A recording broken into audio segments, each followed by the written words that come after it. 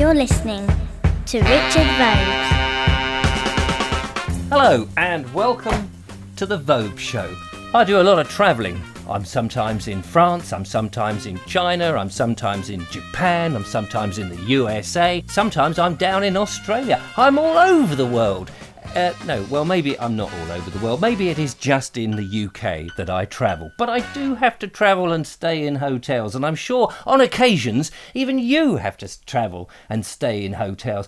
And hotels can be the most grimmest, horrible, dullest, boring, nastiest places in the world. Sometimes they can be fantastic. The hotels I get to stay in, unfortunately, tend to be drab, cheap and nasty budget hotels. Maybe I've got the wrong sort of clients. So I need a hotel survival kit, and I'm going to tell you in today's show exactly what my hotel survival kit consists of. But first, tell me some of the exciting hotels that you stayed in. Make me envious, because I'd love to know. Write some comments down in the comment boxes and tell me about the hotels that you stayed in.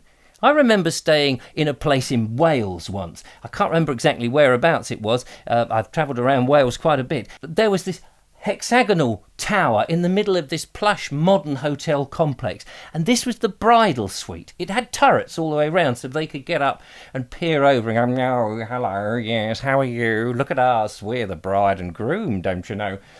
Well, I suppose at that point they weren't the bride and groom, were they? Because they were married. Do they become bride and groom after they are married? Now they're just a married couple. So, yeah, that's a bit confusing, isn't it? So anyway, at the top they had the bridal bedroom, or the young couple's bedroom, or whatever you want to call it. And then in the middle there was some sort of living room and things. And anyway, it all sounded marvellous. But of course, the likes of me, who was sitting there on my own, was unable to go in, but it was very nice. Another place that I stayed, which also had a hexagonal tower, was somewhere called The Tower in Edge Hill. Now, Edge Hill was on the top of a hill, on the edge, as it says in the description, and it looked down on the battlefield of Edge Hill. You know, the first pitched battle in the English Civil War. You remember that, 1642. This hotel looked down over the battlefield, and you can imagine that in this wonderful stone edifice there were people watching down, making the decisions about how the battle would be played out, except that, of course, the actual hotel was built 100 years later than that, so that didn't actually happen. Another interesting place I'd love to stay is the Bell Tout, or Tout. Anyway, the Bell Tout, the Bell Tout, the Bell something or other. It is a lighthouse, not your traditional big long funneled up lighthouse, not one of those. It's on the edge of Beachy Head, so it's all a bit dangerous because the cliff face, the white cliff of Beachy Head, is crumbling away, and eventually the Bell Tout, it's already been moved. They already had to move it back because it was going to fall down into the sea. So I don't know what it is, a couple of 100 feet, 300 feet maybe above sea level. Anyway, this hotel on the edge of Beachy Head, fantastic views, wonderful. I'd love to stay there. Sort of place I get to stay is nothing like that. It's just a very boring place. I remember I did stay at somewhere in Sandersfoot in Pembrokeshire, which again is in Wales. It was lovely, except that I just sorted myself out. I settled myself down, then there was this knock at the door, and I thought, oh, hello, who's this? Open the door, and there's this little old crone standing there in a maid's outfit.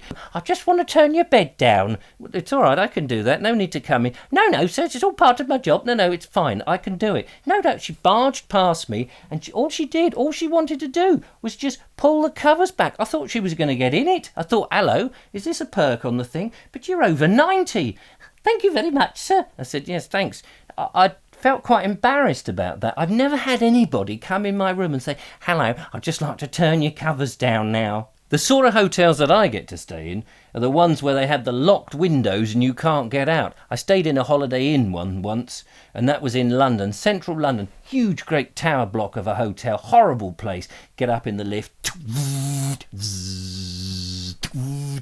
Nasty place. Got into the bedroom, and there the windows were all sealed, and you had this sort of artificial air going round, and it's circulating around all the blooming places. Everybody's breathing in and out this air. You're breathing out somebody else's cold, somebody else's nostril flares. You've got it all. And it's disgusting. It's horrible. Makes you want to throw up. So I wanted to open the window, and I was there trying to Oi, why can't I open the window? I found that there were these screws and I didn't have any equipment on me. So I got hold of a little teaspoon that I managed to find, and I used the other end, and I carefully undid all the nuts, well, all the screws around it, and I opened the window. So then I decided what I need is a hotel survival kit. So what is a hotel survival kit, I hear you cry? What is a hotel survival kit? Thank you. It is, for me, it's a couple of little bags like this that I put in my travelling bag. So what do I have in them? Let's start with this one. This is the one that my son Stanley got me as a birthday present. First of all, I have a mug. It's always important to take your own mug. Number one. Their mugs, well, they come in different shapes and sizes. You're never quite sure how clean they are. You don't quite know if someone's gobbed in them or what. So I always take my mug and I know I can fill it. What you then need is, you've got all this stuff, haven't you? All this poxy little, their own horrible, nasty tea, their cheap and cheerful coffee, which is rather disgraceful, and then these UHT milk. I hate this UHT. It's not real milk. It's not anything. It's just trying to get it open. It squirts everywhere, gets in your eye. It's repulsive. Don't like any of that. So I ignore all of that and I take my own milk. The next thing, though, is your own coffee. Whatever favourite instant coffee brand. Now, I stayed in a place the other night and it was terrible. Didn't even have teaspoons. It had these horrible plastic little paddle things. So now I always make sure I take a teaspoon. So I can make my own coffee. Obviously, all the stuff that you need for making yourself look beautiful. Well, this is actually from my son Billy, who gave me it because I was going away, and he said, "Here, Dad, have some of this nice, shaving stuff, some lovely hair lotion, which keeps my golden locks looking good, which is very important for me, and a little bit of lipstick and eyeliner and all that kind of stuff that obviously as a bloke you need." Always pack a spare toothbrush and toothpaste. I always shove in a cheap, nasty plastic razor. I always take some fruit with me because these hotels can dry you out. Some biscuits, because some hotels provide you with biscuits, never enough biscuits.